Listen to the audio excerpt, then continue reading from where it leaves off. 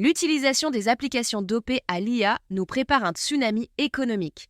Si on laisse le marché décider de ce qui a de la valeur et de ce qui n'en a pas, on pourrait bien aller vers une civilisation décadente partagée entre misère et oisiveté.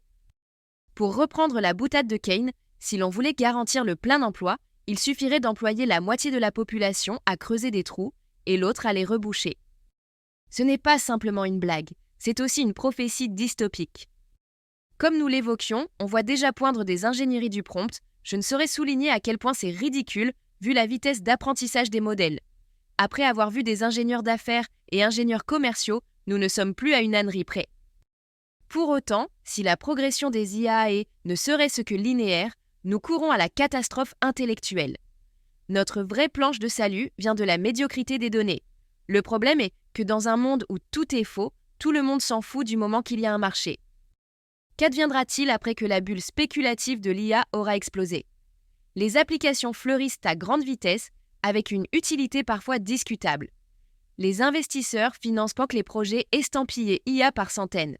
Un jour se posera la question d'une rentabilité et de l'utilité, comme ce fut le cas pour le web dans les années 2000.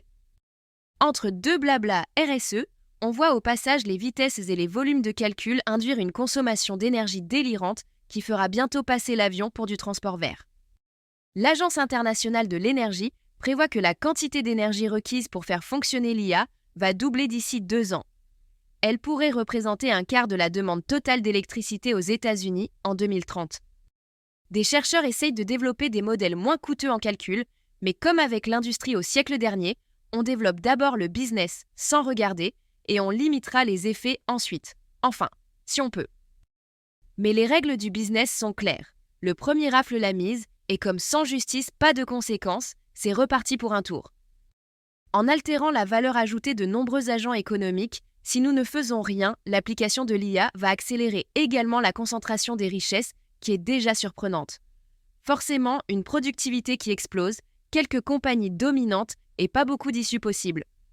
Rappelons pour la forme qu'aujourd'hui, les 1% d'adultes les plus fortunés détiennent en gros la moitié de la richesse mondiale, tandis qu'en bas, 53% de tous les adultes dans le monde possèdent à peine 1,2% du gâteau mondial. Depuis 2020, les 1% les plus riches ont capté 63% des richesses produites, près de 2 fois plus que le reste, distribuer les blés à la population mondiale.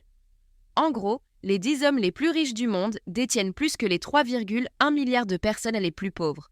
Vous pouvez parier que ces 10 ont tous mis des billes dans plusieurs projets d'IA. Une personne sur 2 vit avec moins de 7 $ par jour et pour beaucoup d'entre eux, l'IA n'existe pas.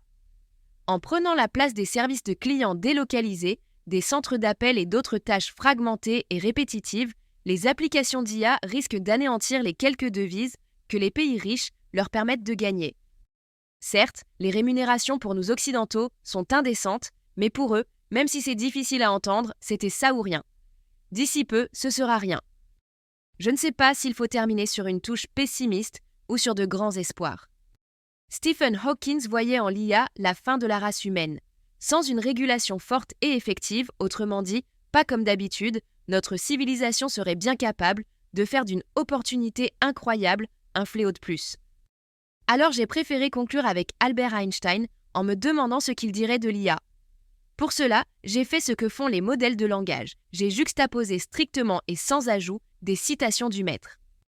Je vous remercie d'avoir suivi cette formation.